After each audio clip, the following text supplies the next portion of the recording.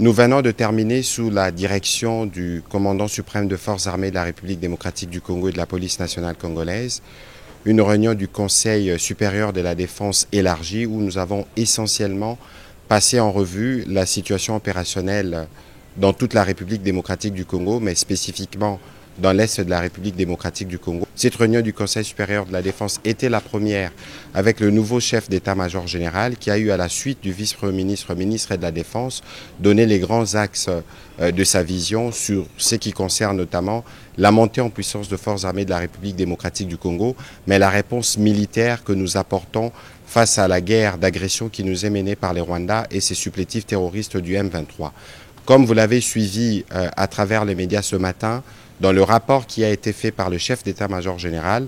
nos troupes ont repris l'initiative et nous ne voulons pas aller dans des annonces, mais vous allez voir que dans le jour qui vient, la montée en puissance de forces armées de la République démocratique du Congo va se poursuivre et les pans du territoire qui sont occupés par les forces d'agression seront récupérés. Nous aurons régulièrement l'occasion de vous faire le point de ces progrès. Au-delà de la question opérationnelle qui a été abordée dans toute sa dimension, nous avons aussi abordé les aspects diplomatiques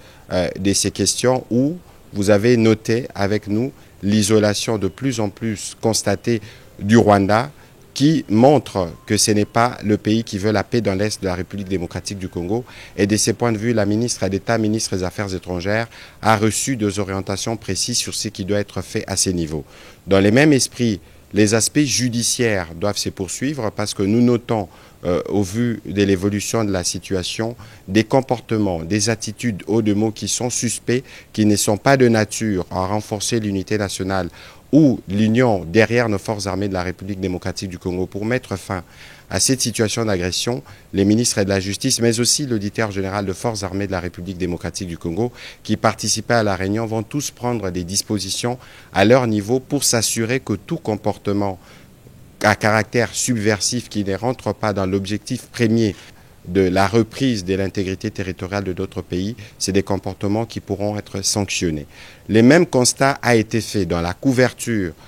médiatique des événements dans l'Est de la République démocratique du Congo, comme nous avons eu à le relever à travers les mises en garde qui ont été faites. Nous voulons vous dire que des mesures seront prises dans les jours à venir contre tous les médias qui travailleraient dans le sens d'accompagner l'œuvre terroriste qui s'est faite en République démocratique du Congo. Pour l'impératif de la paix, il y a des mesures qui devront être prises absolument pour qu'on s'assure que tous les efforts nationaux qui sont faits pour restaurer la paix dans l'Est de la République démocratique du Congo puissent l'être. Nous avons évidemment eu l'occasion de passer en revue aussi d'autres questions d'importance capitale qui sont traitées au niveau de nos différents services pour nous rassurer que toutes les mesures sont prises pour que la paix soit restaurée, que la sécurité règne partout en République démocratique du Congo. Nous allons terminer évidemment par rappeler la mobilisation que le président de la République ne cesse de demander à tous les Congolais autour de forces armées de la République démocratique du Congo dont il a à nouveau loué la bravoure et les sacrifices.